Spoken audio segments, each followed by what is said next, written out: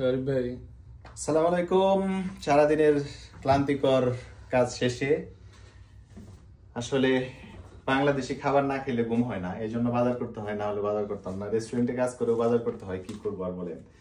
তো দেখানোর জন্য যে কি কি বাজার করেছি সেটা দেখানোর জন্য আজকে সব বাজার এখানে রেখেছি। তো এই যে প্রথমে দেখাচ্ছি কাঁচামরিচ, এক্সপেন্সিভ খুব, $199, মানে বাংলাদেশি প্রায় 200 টাকা তিনটা।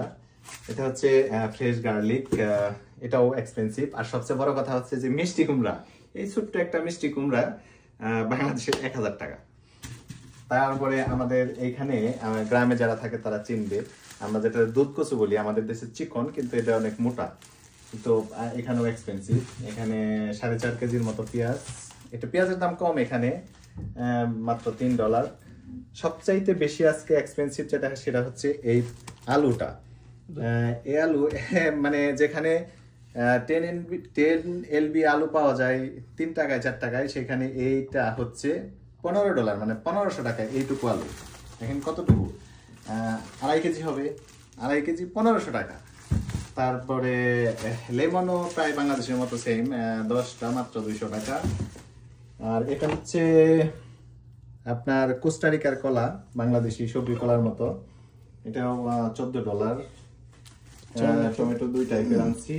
এটা হচ্ছে হিমালয়ান গার্লিক, এটা স্পেশালি পাকিস্তান থেকে আসে। স্পেশালি পাকিস্তানি, এটা খুব ভালো গার্লিক। আর এটা হচ্ছে 30টা ডিমের দাম কম, মোটামুটি 30টা ডিম 300 টাকা, বাংলাদেশের মতোই সেম না 300 না 1000 টাকা, 1000 টাকা, 30টা 1000 টাকা, সরি আমি ভুল করছি।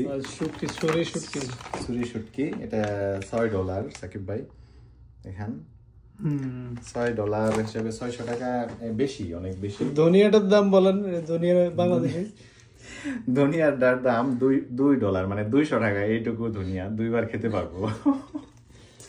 এটা হচ্ছে ইউক্রেনের তেল, সানফ্লাওয়ার অয়েল, $10 করে এক একটা, 3 লিটার, 6 লিটার, $20, 2000 টাকা।